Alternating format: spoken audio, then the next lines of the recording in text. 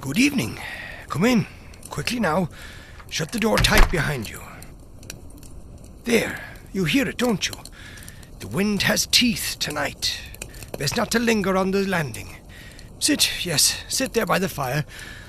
I've drawn the curtains well. No need to worry. Forgive the state of the room. I've not long taken it. Temporary arrangements, one might say. And one makes many of those when one is obliged to travel in haste. But the grate is warm, the brandy is honest, and for the next little while at least, we are unobserved. You may have noticed I keep the lamps low. Habit. When one has been inconvenienced by certain misunderstandings, it becomes wise to avoid standing too clearly outlined against the light. The matter is tiresome and nearly behind me, I'm almost sure. Still, if there should come a knock, unlikely, very unlikely, you will allow me to answer it alone. Now then, draw closer.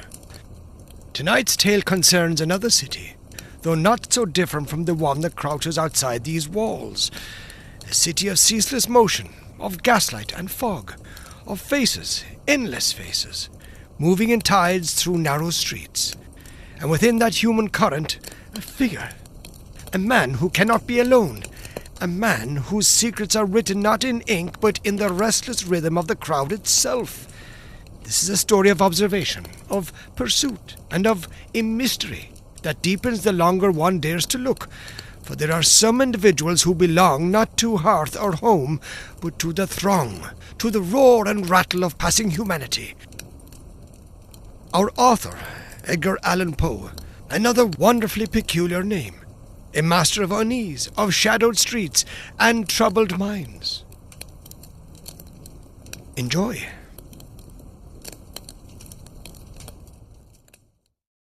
The Man of the Crowd, written by Edgar Allan Poe. Narrated for you by Jonathan Dunne. Original year of publication, 1840. This work is in the public domain. Production and narration copyright, 2026. Jonathan Dunne. C'est grand malheur de ne pouvoir être seul. La bruyère. It was well said of a certain German book that lässt sich nicht lesen. It does not permit itself to be read. There are some secrets which do not permit themselves to be told. Men die nightly in their beds, wringing the hands of ghostly confessors, and looking them piteously in the eyes, die with despair of heart and convulsion of throat, on account of the hideousness of mysteries which will not suffer themselves to be revealed. Now and then, alas, the conscience of man takes up a burthen so heavy in horror that it can be thrown down only into the grave, and thus the essence of all crime is undivulged. Not long ago, about the closing in of an evening in autumn, I sat at the large bow window of the D coffee house in London. For some months I had been ill in health, but was now convalescent, and, with returning strength, found myself in one of those happy moods which are so precisely the converse of ennui, moods of the keenest appetency, when the film from the mental vision departs, and the intellect electrified surpasses as greatly its everyday condition, as does the vivid yet candid reason of Leibniz, the mad and flimsy rhetoric of Gorgias. Merely to breathe was enjoyment, and I derived positive pleasure even from many of the legitimate sources of pain. I felt a calm but inquisitive interest in everything. With a cigar in my mouth and a newspaper in my lap, I had been amusing myself for the greater part of the afternoon, now in poring over advertisements, now in observing the promiscuous company in the room, and now in peering through the smoky panes into the street. This latter is one of the principal thoroughfares of the city, and had been very much crowded during the whole day. But as the darkness came on, the throng momentarily increased, and by the time the lamps were lighted, two dense and continuous tides of population were rushing past the door. At this particular period of the evening, I had never before been in a similar situation, and the tumultuous sea of human heads filled me, therefore, with a delicious novelty of emotion. I gave up, at length, all care of things within the hotel and became absorbed in contemplation of the scene without. At first, my observations took on abstract and generalizing turn. I looked at the passengers in masses and thought of them in their aggregate relations. Soon, however, I descended to details and regarded with minute interest the innumerable varieties of figure, dress, air, gait, visage, and expression of countenance. By far the greatest number of those who went by had a satisfied, businesslike demeanour, and seemed to be thinking only of making their way through the press. Their brows were knit, and their eyes looked quickly. When pushed against by fellow wayfarers, they evinced no symptom of impatience, but adjusted their clothes and hurried on. Others, still a numerous class, were restless in their movements, had flushed faces, and talked and gesticulated to themselves, as if feeling in solitude on account of the very denseness of the company around. When impeded in their progress, these people suddenly ceased muttering, but redoubled their gesticulations, awaited, with an absent and overdone smile upon the lips, the course of the persons impeding them. If jostled, they bowed profusely to the jostlers, and appeared overwhelmed with confusion.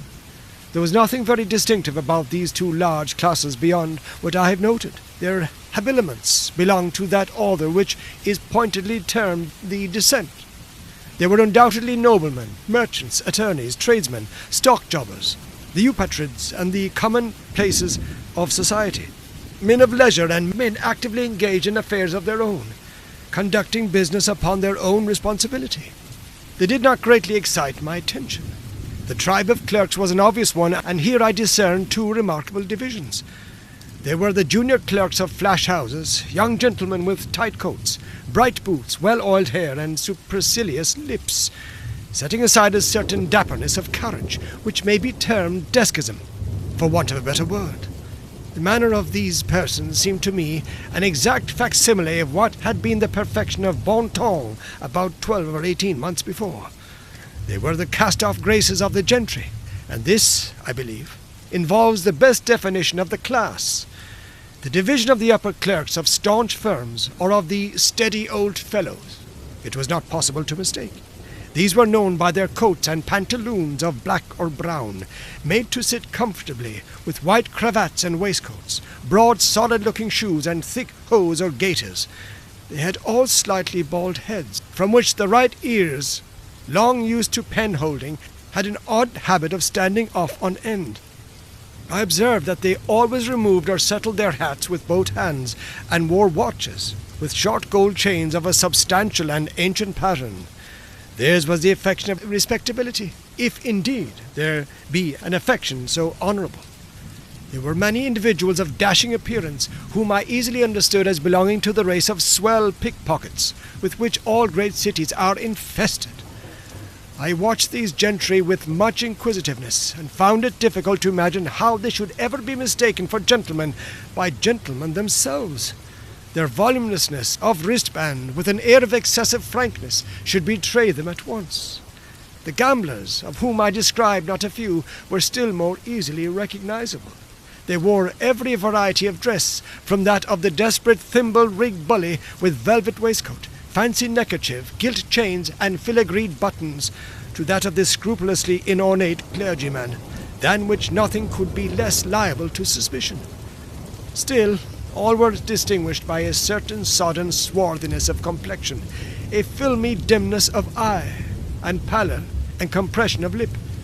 There were two other traits, moreover, by which I could always detect them: a guarded lowness of tone in conversation, and a more than ordinary extension of the thumb in a direction of right angles with the fingers. Very often, in company with these sharpers, I observed an order of men somewhat different in habits, but still birds of a kindred feather. They may be defined as the gentlemen who live by their wits. They seem to prey upon the public in two battalions, that of the dandies and that of the military men. Of the first grade, the leading features are long locks and smiles. Of the second, frogged coats and frowns. Descending in the scale of what is termed gentility, I found darker and deeper themes for speculation. I saw Jew peddlers with hawk eyes flashing from countenances whose every other feature wore only an expression of abject humility, sturdy professional street beggars scowling upon mendicants of a better stamp, whom despair alone had driven forth into the night for charity, feeble and ghastly invalids, upon whom death had placed a sure hand, and who sidled and tottered through the mob, looking every one beseechingly in the face, as if in search of some chance consolation, some lost hope, modest young girls returning from long and late labour to a cheerless home, and shrinking more tearfully than indignantly from the glances of ruffians, whose direct contact even could not be avoided. Women of the town of all kinds and of all ages, the unequivocal beauty in the prime of her womanhood, putting one in mind of the statue in Lucian, with the surface of Parian marble, and the interior filled with filth. The loathsome and utterly lost leper in rags, the wrinkled, bejewelled, and paint-begrimed beldam, making a last effort at youth, the mere child of immature form, yet, from long association, an adept in the dreadful coquetries of her trade, and burning with a rabid ambition to be ranked the equal of her elders in vice. Drunkards, innumerable and indescribable, some in shreds and patches, reeling, inarticulate, with bruised visage and lacklustre eyes. Some in whole, although filthy garments, with a slightly unsteady swagger, thick sensual lips, and hearty-looking rubicund faces. Others clothed in materials which had once been good, and which even now were scrupulously well brushed. Men who walked with a more than naturally firm and springy step, but whose countenances were fearfully pale, whose eyes hideously wild and red, and who clutched with quivering fingers as they strode through the crowd at every object which came within their reach. Beside these, piemen, porters, coal-heavers, sweeps, organ-grinders, monkey exhibitors, and ballad-mongers, those who vended with those who sang, ragged artisans, and exhausted labourers of every description, and all full of a noisy and inordinate vivacity which jarred discordantly upon the ear, and gave an aching sensation to the eye. As the night deepened, so deepened to me the interest of the scene. For not only did the general character of the crowd materially alter, its gentle features retiring in the gradual withdrawal of the more orderly portion of the people, and its harsher ones coming out into bolder relief as the late hour brought forth every species of infamy from its den, but the rays of the gas lamps, feeble at first in their struggle with the dying day, had now at length gained ascendancy, and threw over everything a fitful and garish lustre. All was dark, yet splendid, as that ebony to which has been likened the style of Tertullian. The wild effects of the light enchained me to an examination of individual faces, and although the rapidity with which the world of light flitted before the window prevented me from casting more than a glance upon each visage, still it seemed that, in my then peculiar mental state, I could frequently read, even in that brief interval of a glance, the history of long years. With my brow to the glass, I was thus occupied in scrutinizing the mob, when suddenly there came into view a countenance, that of a decrepit old man, some 65 or 70 years of age, a countenance which at once arrested and absorbed my whole attention, on account of the absolute idiosyncrasy of its expression. Anything even remotely resembling that expression I had never seen before.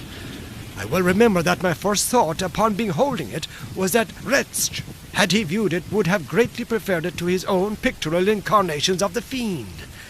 As I endeavoured, during the brief minute of my original survey, to form some analysis of the meaning conveyed, there arose confusedly and paradoxically within my mind the ideas of vast mental power, of caution, of penuriousness, of avarice, of coolness, of malice, of bloodthirstiness, of triumph, of merriment, of excessive terror, of intense, of supreme despair. I felt singularly aroused, startled, fascinated. How wild a history, I said to myself, is written within that bosom. Then came a craving desire to keep the man in view, to know more of him. Hurriedly putting on an overcoat and seizing my hat and cane, I made my way into the street, and pushed through the crowd in the direction which I had seen him take, for he had already disappeared. With some difficulty I at length came within sight of him, approached, and followed him closely, yet cautiously, so as not to attract his attention.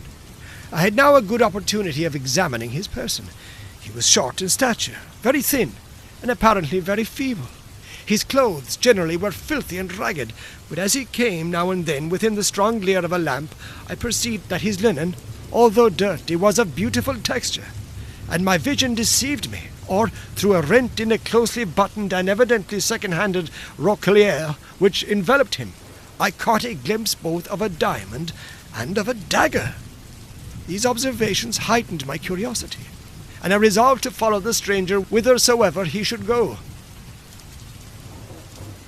It was now fully nightfall, and a thick, humid fog hung over the city, soon ending in a settled and heavy rain.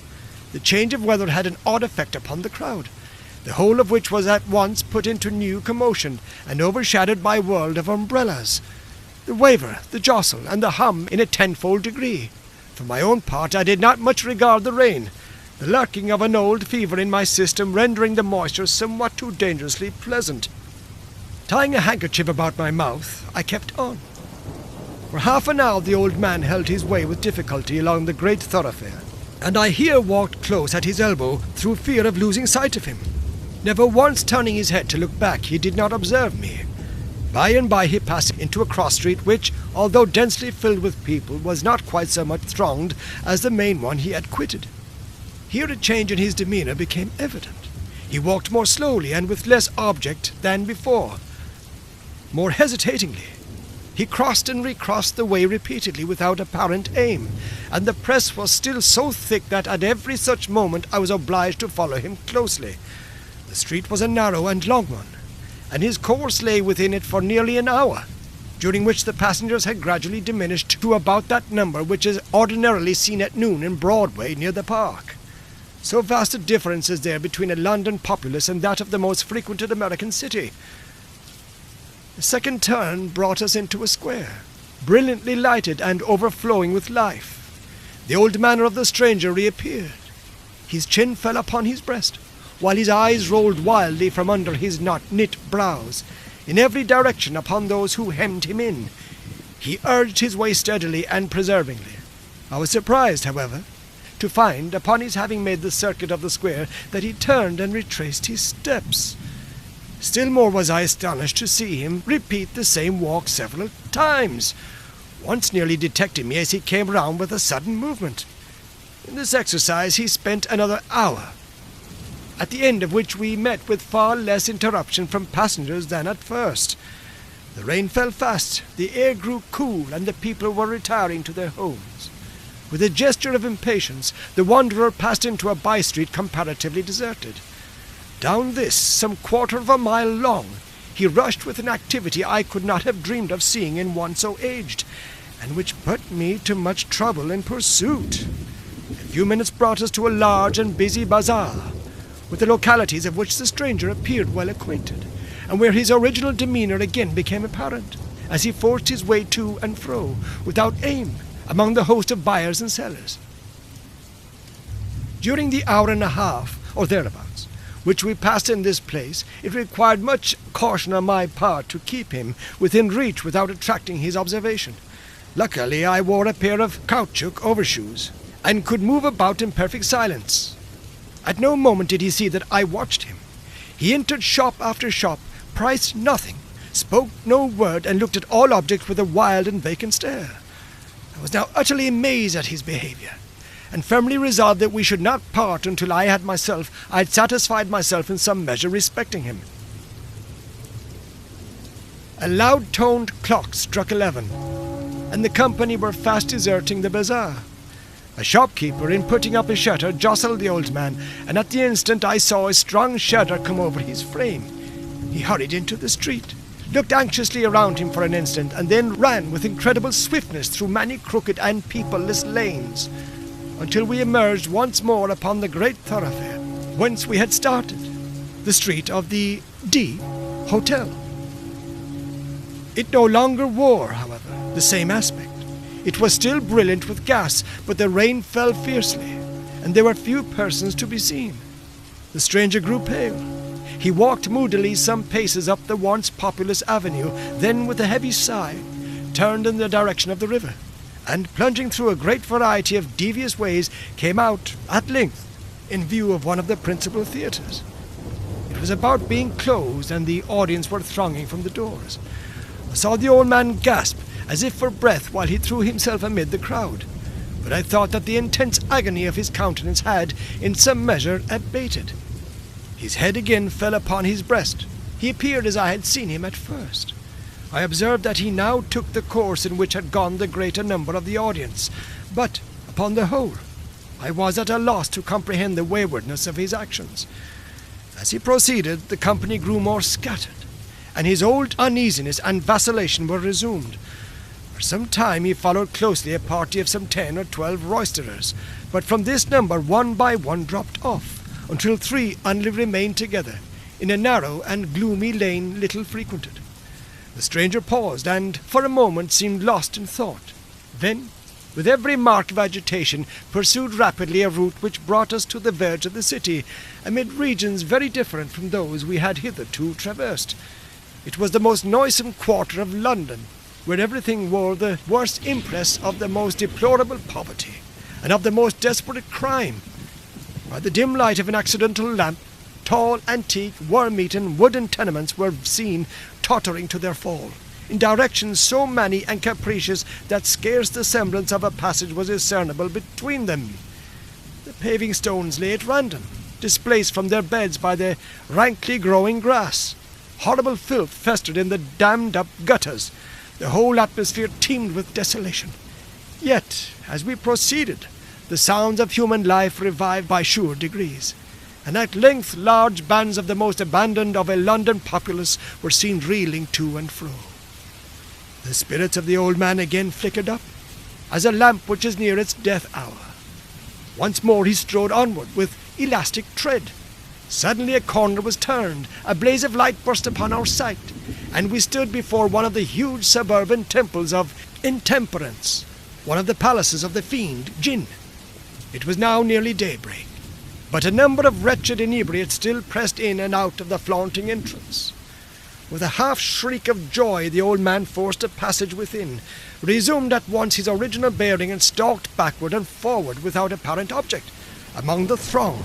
He had not been thus long occupied, however, before a rush to the doors gave token that the host was closing them for the night. It was something even more intense than despair that I then observed upon the countenance of the singular being whom I had watched so pertinaciously. Yet he did not hesitate in his career, but with a mad energy retraced his steps at once to the heart of the mighty London. Long and swiftly he fled, while I followed him in the wildest amazement, resolute not to abandon a scrutiny in which I now felt an interest all-absorbing. The sun arose while we proceeded, and when we had once again reached that most thronged mart of the populous town, the street of the D Hotel, it presented an appearance of human bustle and activity scarcely inferior to what I had seen on the evening before. And here, long amid the momently increasing confusion, did I persist in my pursuit of the stranger. But, as usual, he walked to and fro, and during the day did not pass from out the turmoil of that street. And as the shades of the second evening came on, I grew wearied unto death, and stopping fully in front of the wanderer, gazed at him steadfastly in the face. He noticed me not, but resumed his solemn walk, while I, ceasing to follow, remained absorbed in contemplation.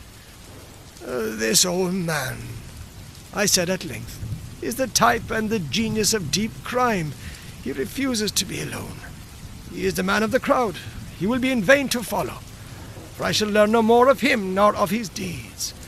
The worst heart of the world is a grosser book than the Hortulus Anime, and perhaps it is but one of the great mercies of God that ere last sic nicht lesen. The Hortulus Anime cum orationiculus aliquibus super additis of Gruninger."